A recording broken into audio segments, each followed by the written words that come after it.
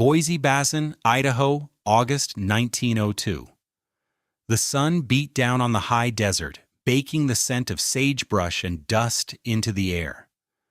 Along the creek bottom where the sheep grazed, most men were still haying, laying in the last of the wild grass before the cold hand of autumn closed on the valley. But Antoine Rocamora was not haying. He was building. And what he was building was drawing the slow, incredulous stares of his neighbors. It wasn't a cabin, not in any recognizable sense. It had no corners. It was a perfect circle of stone, 20 feet across, rising from the earth like the base of a forgotten silo. Antoine, a man built as solidly as the stones he lifted, worked with a quiet, unnerving rhythm. He used no mortar, fitting the irregular shapes of limestone together with an uncanny precision, his mason's hammer tapping out a steady, patient rhythm.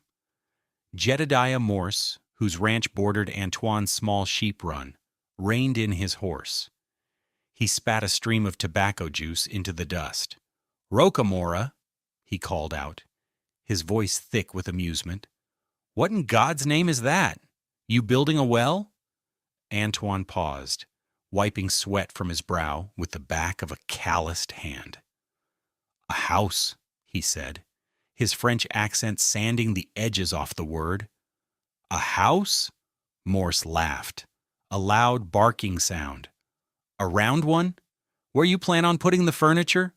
You gonna cut it all into wedges like a pie?" From a few hundred yards away, Silas Croft, another sheepman, leaned on his pitchfork and shook his head. He didn't need to be close to see the foolishness of it. No squared logs, no proper foundation, just a ring of loose stacked rock. It looked like something a child would build. The man was French, after all, fresh off the boat and clearly mad. He had survived his first winter, but barely. This new absurdity seemed to prove he hadn't learned a thing. The mockery was a low, constant hum for weeks. The structure grew, the walls reaching chest height, a full 30 inches thick. Then Antoine began to do something even stranger. He started curving the courses of stone inward. The circle began to close, course by painstaking course, like a stone eyelid. That was when Whitfield Chastain, the Boise County stock inspector, made his first official visit. Chastain was a man who believed in rules and right angles. He was a former surveyor, and his world was one of plumb lines, 90-degree corners, and county regulations. He dismounted his horse and walked the perimeter of Antoine's creation, his face a mask of professional skepticism. He consulted a small leather-bound book from his saddlebag, the 1897 Idaho Range Dwelling Code. "Mr. Rocamora," Chastain said, his voice clipped and authoritative, "I see no framing for a window. I see no provision for a formal chimney stack. This dome you're building, it's not a roof, it's a pile of rocks waiting to happen." He made a note in his logbook. "This is irregular, highly irregular." The word on the sheep circuit was already set. The Frenchman was building a tomb, not a home. They called it Rocamora's Folly. What did this French stonemason from Provence, this quiet man who worked with the patience of geology itself, understand about hemispherical mass and crown venting that the experienced, practical builders of the American West had missed? What ancient knowledge, carried in his hands and his memory, was he shaping into the high desert landscape of Idaho? I'm going to tell you the story of Antoine Rocamora's stone dome, and I promise that by the end, you'll understand the profound physics behind what his neighbors called madness. The story of how this strange, round cabin became a legend in the Boise Basin is a powerful lesson in how sometimes the most effective solutions are not new inventions, but ancient truths rediscovered. So stick with me. Let me know in the comments if you've ever seen a house built like this. Antoine Rocamora was not a carpenter. He had no feel for the grain of wood, the bite of a saw, or the satisfying thud of a well-driven nail. He was not a farmer, attuned to the cycles of soil and seed. He was a calader. The word didn't translate properly. It meant more than stonemason. It meant a man who understood the language of stone, its weight, its balance, its tolerance for stress. Back in the Vaucluse, in the sun-scorched hills of Provence, his hands had known the feel of limestone from the Luberon Mountains. He had built walls, terraces, and, most importantly, bories, the ancient dry stone-domed shelters that dotted the landscape like stone mushrooms. They were the architectural DNA of his homeland, structures that had stood for centuries, their quiet beehive shapes a testament to a forgotten geometry of survival. He had come to America with his wife Mireille and their two young children, Pascal and Elodie, not for gold, but for land. The promise of 160 acres to run sheep was a kingdom compared to the postage stamp plots of his native France. They arrived in the Boise Basin full of a fragile, determined hope. They bought a small flock and, with the help of neighbors, hastily erected a standard frontier cabin, a 16 by 20 foot box of lodgepole pine logs, chinked with mud and moss. It was a good cabin by local standards, solid, square, and respectable. And it had almost been their undoing. Their first winter, 1901, was a lesson in the brutal physics of cold. Antoine had never known cold like that. Not the damp chill of a Provençal Mistral, but a dry, invasive, absolute cold that seemed to drain the heat from the very marrow of your bones. The cabin, which had seemed so sturdy in October, became a sieve. The chinking shrank and cracked. The single-pane windows grew opaque with a thick, fern-like frost on the inside. Mireille hung blankets over them, but it was like trying to stop a flood with a dish rag. Cold air knifed through every gap, every floorboard, every seam around the door. The misery was measured in small, daily failures. One morning, a neighbor, August Hemmings, came over to borrow a tool, and his new branding iron, fresh from the forge in Boise, cracked at the shank with a sharp ping when he pulled it from his saddlebag. The cold had made the steel brittle as glass. The large cork stopper on their barrel of carbolic sheep dip, a vital medicine for the flock, froze solid and was pushed out by the expanding ice, splitting the wooden bung. The woolsack burlap stacked in the lean-to became so stiff with frozen moisture that it tore at the seams when Antoine tried to lift a bag. Inside the cabin, life shrank to a small perimeter around the cast-iron stove. They burned through their woodpile at a terrifying rate, stuffing the stove with pine and aspen until its sides glowed a dull red. Yet the heat only seemed to push the cold back a few feet. 10 feet from the stove, a cup of water would develop a skin of ice overnight. The corners of the room were permanently frozen. The children, Pascal and Elodie, slept in their coats, huddled together under a mountain of quilts and sheepskins. Mireille was constantly fighting a deep, rattling cough. Antoine watched his family suffer, his heart a cold knot of fear and frustration. He was a builder. His entire identity was tied to creating shelter, and he had failed. He had built what he was told to build, and it was a trap. That winter, he didn't just see the failure. He began to analyze it. The problem wasn't the fire. The problem was the box. A square box with a thin roof was a geometrically inefficient shape for retaining warmth. Heat, desperate to rise and escape, found its easiest path straight up to the cold, flat ceiling.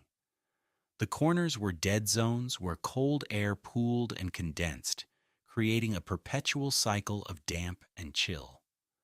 The log walls, for all their thickness, were poor thermal batteries. They absorbed heat slowly and radiated it away just as fast to the colder outside air. A log cabin wasn't a shelter, it was a machine for consuming firewood. He remembered the bories of Provence. They were built for the opposite problem, shedding the intense summer sun. But the principle was the same: thermal mass. A thick stone wall is like a battery for temperature. It takes a long time to heat up, but once it does, it takes an equally long time to cool down. He thought of the dome shape: no corners for cold to hide in, a curved interior surface that would interact with rising heat in a completely different way. As soon as the spring thaw came, he began his work. He found a limestone outcrop on his property and spent weeks quarrying the stone, splitting it with wedges and feathers, hauling it on a stone boat pulled by his 2 mules. He was not just building a house, he was building a rebuttal to the winter that had nearly broken them. He was building from memory, from a tradition 1,000 years old. The construction became a public spectacle. As the circular walls rose, 30 inches thick, the sheer mass was impressive, but the method was baffling. "No mortar, Rocamora?" shouted Silas Croft one afternoon. "A good wind will take that thing apart like a child's toy." Antoine simply shook his head and placed another stone. "The wind is round," he said, more to himself than to Silas. "The stone is round. They will understand each other." He laid the foundation course in a shallow trench, each stone tilted slightly inward. Then he began to build upward, a double-walled ring with a rubble-fill core. He was not just stacking rocks, he was weaving them together, ensuring each stone was locked in place by the weight and friction of its neighbors. It was a 3-dimensional puzzle, and he was solving it with an instinct born of generations. The real heresy began when the walls reached a height of 7 feet. He started to build a corbelled ring beam, a course of long, flat stones that projected inward by a few inches. This was the foundation for the dome. Upon this ring, he began to lay the next course, again stepping it slightly inward, and the next, and the next. The circle began to shrink. This was when Whitfield Chastain, the stock inspector, returned, this time with a grimly official purpose. He had received complaints, not just whispers, but a formal inquiry from the Stock Growers Association. Chastain was a man who took his duties seriously. The range dwelling code was put in place to prevent settlers from perishing in flimsy, inadequate shelters. In his mind, he was there to save this stubborn Frenchman from himself. He strode up to the half-finished dome, his boots crunching on chips of limestone. "Mr. Rocamora," he began, without preamble, "we need to have a serious talk." Antoine looked down from his makeshift scaffolding. "I have here," Chastain continued, pulling out his logbook, "a copy of the 1897 statutes. Section 4, paragraph B, is very clear. All habitable range dwellings must be provided with at least one glazed window of no less than 4 square feet, and a chimney of stone, brick, or iron construction, extending no less than 2 feet above the roofline." He pointed a finger at the closing stone circle. "That is not a roof, it is a dome. It has no window, and I see no chimney. You have a hole in the top. A smoke hole is not a chimney, sir. A smoke hole is what the savages use." He pulled a folded paper from his coat pocket. It was a formal citation. "This is an official notice from Boise County. You are ordered to cease construction of this feature and to raise the uncompliant dome structure.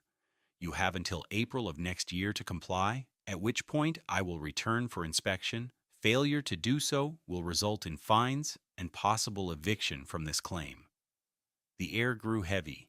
Mireille had come out of their old cabin, her face pale. This was not just mockery from neighbors. This was the law. This was a threat to everything they had. Antoine slowly descended the scaffold. He took the paper from Chastain's hand and read it, his lips moving silently.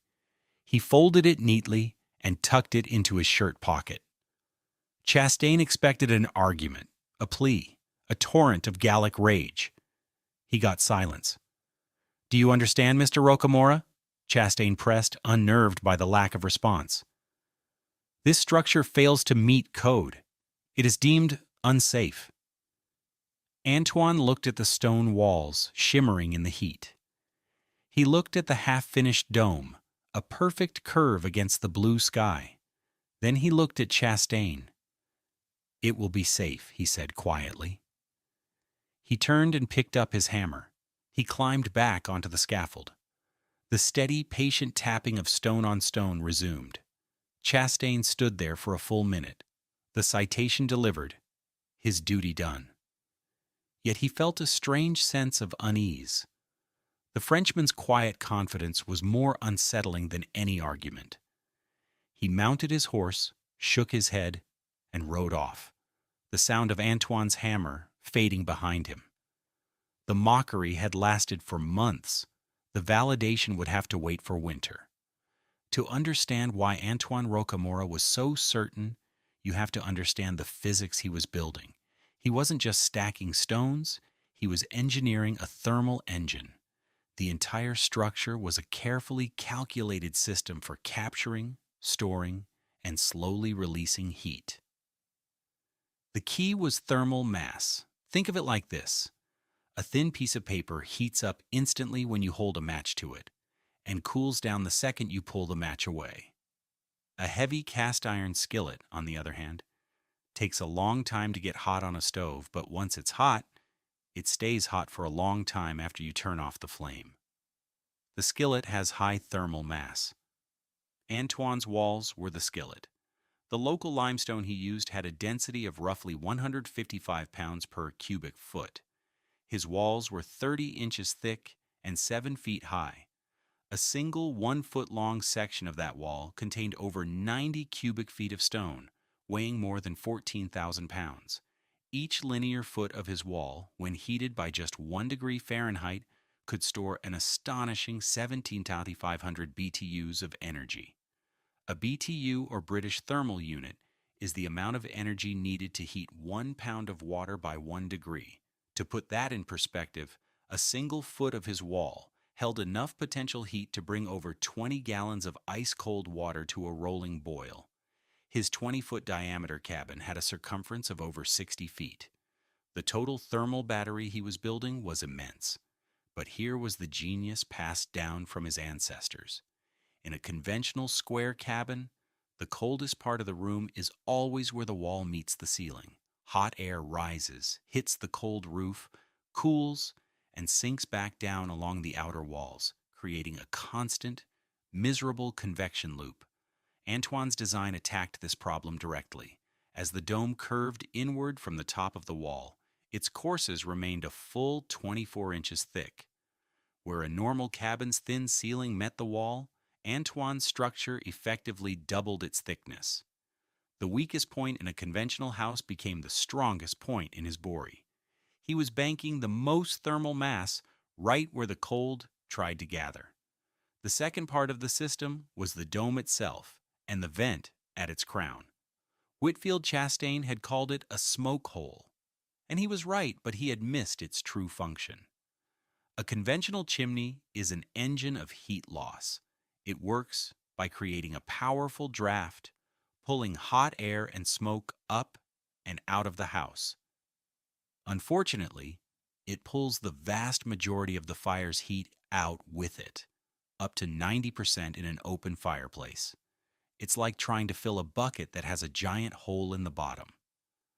Antoine's crown vent, a small 2-foot opening at the apex of the dome, worked on a different principle. Radiant heat and slow air stratification. When he built a fire in the central hearth on the floor, the hot gases and smoke would rise, as expected. But as they rose, they radiated heat in all directions. This radiant energy was absorbed by the massive curved stone dome. The dome's interior surface, now warmed, began to radiate that heat back downward, into the living space, like the lid of a Dutch oven. The smoke, having given up much of its heat to the stone, would continue its slow journey upward. By the time it reached the lantern collar vent at the top, it was no longer the superheated, energy-rich gas that roars up a chimney. It was cooler, slower, and it exited without creating the powerful, heat-sucking draft of a traditional flue. The dome was a heat exchanger, stripping the energy from the exhaust before letting it escape. The shape ensured that the radiant warmth was focused back on the inhabitants below. It wasn't a chimney, it was a filter. It let the smoke out but kept the heat in. Antoine finished the dome in late September, capping the crown vent with a simple stone lantern collar that would keep out the rain and snow. He built a low, arched doorway and fitted it with a heavy plank door. There were no windows. Light would come from the fire, from lanterns, and from the crown vent itself, which cast a column of soft, diffuse daylight onto the floor below. The family moved in as the first snows began to dust the peaks of the sawtooths. The mockery from the neighbors subsided into a kind of pitying silence. They were all certain the Rocamoras would either suffocate, freeze, or be crushed when the first heavy snow collapsed the foolish stone pile. The winter of 1902 arrived not with a blizzard, but with a quiet, lethal clarity. A vast dome of high pressure settled over the northern Rockies, bringing still air and cloudless skies. At night, without a blanket of clouds to hold in the Earth's warmth, heat radiated away into the blackness of space. The Boise Basin, a natural depression, became a sink for the coldest, densest air.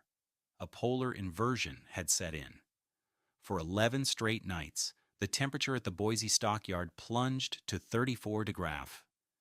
In the low-lying hollows along the river, where a thick, sub-zero fog formed each dawn, it was colder still.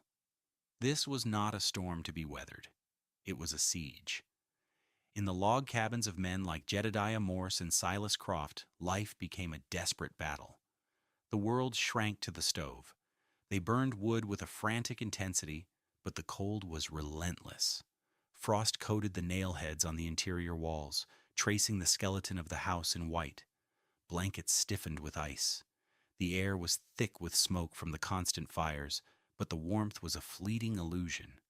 To move more than a few feet from the stove was to enter a different climate zone. Families huddled together, wearing every layer they owned, their faces grimy with soot, their eyes red-rimmed from smoke and lack of sleep. Their livestock suffered too. Sheep and cattle, their coats rimed with frost, stood listlessly, shivering. The very land seemed to be holding its breath, brittle and frozen. Inside the stone circle of the Boise, another reality was unfolding. The first few days, Antoine kept a large, steady fire burning in the central hearth. The stone walls, cold from the autumn air, drank the heat thirstily. The family lived much as their neighbors did, close to the flames. But then, something shifted. By the fourth day, the inner surface of the stone was no longer cold to the touch, it was neutral. By the fifth day, it was perceptibly warm. The great thermal battery was charged. Now, a small fire of just a few logs was enough. The massive 30-inch walls and the thick dome, saturated with heat, began to radiate a gentle, even warmth back into the circular space. There were no drafts. There were no cold corners. The temperature inside stabilized at a comfortable 65 degrees, even as the world outside fell to 30, then 40 degrees below zero. The air was fresh. The slow draw of the crown vent pulled the smoke out cleanly, without stealing the precious warmth. Life inside the Boise was not about survival, it was about living. Pascal and Elodie could play on the packed earth floor in their shirt sleeves. Mireille could do her mending without her fingers growing numb. The dome, far from being a dark tomb, was filled with a soft, pleasant light from the central hearth, the glow reflecting off the curved limestone walls. The ultimate proof sat on a small shelf carved into the thick wall. It was a stoppered glass flask of ratafia, a sweet liqueur Mireille's mother had made from cherries and brandy back in Provence. It was a taste of home, a connection to the sun-drenched world they had left behind. Every few nights after the children were asleep, Mireille would pour 2 small glasses for herself and Antoine. The liquid was always cool, but perfectly fluid, pouring from the flask in a warm, clear, syrupy stream. Meanwhile, in Silas Croft's cabin, his own bottle of apricot brandy, a source of pride and winter comfort, was a solid plug of brownish ice. He had to chip at it with the point of a paring knife to get a few frozen shards, which he would then melt in a tin cup on the stove. This was the difference. This was the metric of survival. One home held the warmth of a Provençal summer in a bottle. The other held only the brittle cold of an Idaho winter. Whitfield Chastain was on his circuit, checking on the welfare of the sheep flocks scattered throughout the basin. It was grim work. The polar inversion was taking its toll. He saw herds where the weaker animals had simply laid down and frozen. He saw ranchers, their faces gaunt with exhaustion, whose entire existence had been reduced to the desperate hourly task of feeding their stoves. His route took him past Rocamora's Folly. He had put the Frenchman out of his mind. The citation was filed, and the matter would be settled in the spring. He expected to find a deserted, frozen mound, the family having long since fled to the charity of their neighbors. As he drew near, the cold intensified. The air was so still and frigid it hurt to breathe. His horse, its breath pluming in thick white clouds, suddenly stumbled, letting out a pained snort. It had thrown a shoe on a patch of glaze ice hidden under a dusting of snow. Chastain dismounted, cursing under his breath. Shoeing a horse in this cold was a miserable, potentially dangerous task.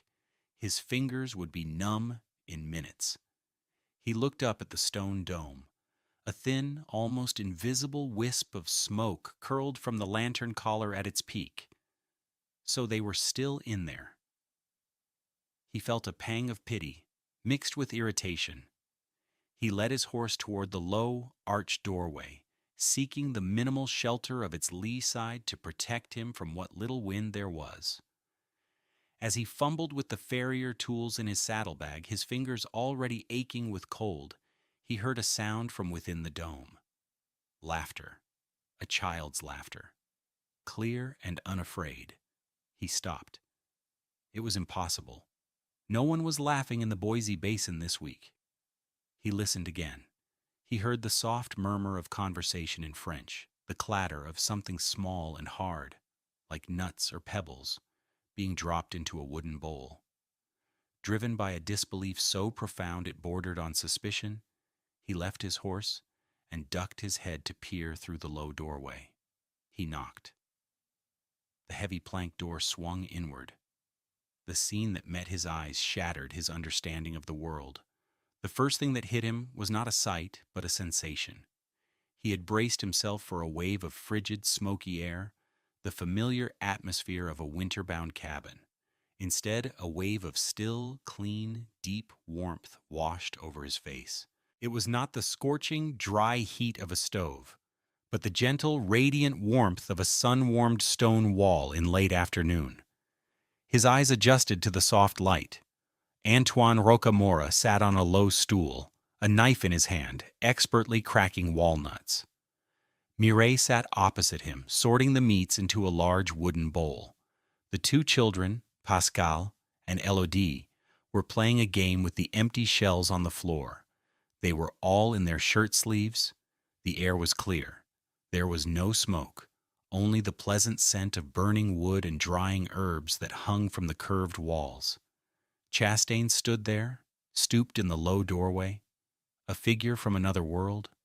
He was bundled in a heavy wool greatcoat, a scarf over his face, thick mittens on his hands, and still the cold had sunk deep into his bones. He looked from the comfortable, almost idyllic domestic scene back to his own gloved hands, which were already turning a painful, waxy white. He expected to feel cold, to see his breath plume in the air. He felt only warmth on his cheeks. He expected to see ice on the walls. He saw only the warm, variegated patterns of the limestone. He expected misery. He saw peace. Antoine looked up and saw him. He showed no surprise. "Mr. Chastain," he said, his voice calm. "Your horse?" Chastain couldn't speak. He just stared, his mind struggling to reconcile the 35 degrees he had just left with the 65 degrees he had just entered. He looked up at the dome, at the soft light filtering down from the crown. "How?" he finally managed to whisper, the word catching in his throat. Antoine gestured with his knife toward the curving walls. "The stone holds the heat," he said, as if stating the most obvious fact in the world. "The fire warms the stone, then the stone warms us." He picked up another walnut. "Come in. Close the door. You are letting the cold in." Whitfield Chastain, the Boise County stock inspector, the man of rules and right angles, slowly, numbly stepped inside. He pulled the door shut behind him, and the absolute silence of the insulated stone fell around them. He took off his frozen mittens, his fingers tingling painfully as the feeling returned. Mireille pushed a stool toward him and offered him a handful of freshly shelled walnuts. He took them. They were warm. He looked at Antoine, at this quiet man he had officially cited as a fool and a lawbreaker. He looked at the thick, solid walls. He looked at the children playing happily on the floor. And in that moment of profound sensory contrast, Whitfield Chastain understood. He had not come to inspect a dwelling. He had come to witness a miracle. "You didn't build a cabin," Chastain said, his voice full of a new and unfamiliar awe. "You built a kiln." News of Chastain's visit and his subsequent conversion spread almost as fast as the cold. He didn't make a grand announcement. He simply returned to Boise, and the citation against Antoine Rocamora quietly disappeared from the county records. But when men asked him about the Frenchman's Folly, he would just shake his head and say, "Go see it. Just go stand inside it for 5 minutes." A few did. They came as skeptics and left as converts. The proof was undeniable, a physical truth that defied their own hard-won experience. The demand for knowledge was immediate and intense, particularly among the other French and Basque sheep-herding families in the Basin, people who had a cultural memory of stone and earth, but had adopted American log construction. Antoine, a man who never argued with his critics, now shared his knowledge freely with anyone who asked. He didn't lecture, he simply showed them. He would draw a cross-section in the dirt with a stick, explaining the corbelled ring beam, the inward curve of the dome, the function of the crown vent. That spring, the story reached the ears of the editor of the Cercle Provençal de Boise, a small French-language newsletter that served the immigrant community. In their April 1903 edition, they dedicated the entire back page to what they called La Méthode Rocamora. It featured a detailed hand-drawn cross-section of the Boreais, with annotations in French explaining the principles of thermal mass and the crown vent. The effect was electric. By the autumn of 1903, 5 other Provençal American sheep families across the Boise Basin had begun constructing their own stone domes. They were not perfect copies. Each was adapted to the local stone and the specific needs of the family. But the core principles were the same: a massive circular wall and a closing stone dome. The architectural DNA of the Luberon had been successfully transplanted to the high desert of Idaho. Across the region, fuel savings were dramatic, with families reporting they were burning less than a third of the wood they had used in their old log cabins, while enjoying a level of comfort they had never thought possible. It's easy to dismiss this as just a quaint historical anecdote, but the principles Antoine Rocamora built into his stone home in 1902 are the very same principles at the heart of modern, high-performance building science. His 30-inch limestone walls were a form of super insulation and thermal mass that predated the concepts by decades. His crown vent was a rudimentary but effective form of a heat recovery ventilator.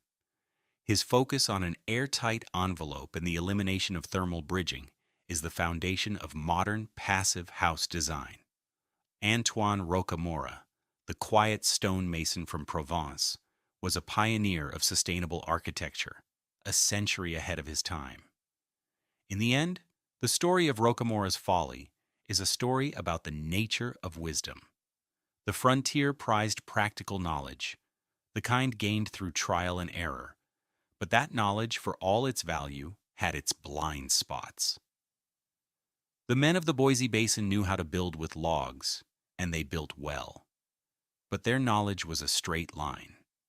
Antoine Rocamora brought a different kind of wisdom, a knowledge that was curved, ancient, and patient as stone. He didn't invent a new technology.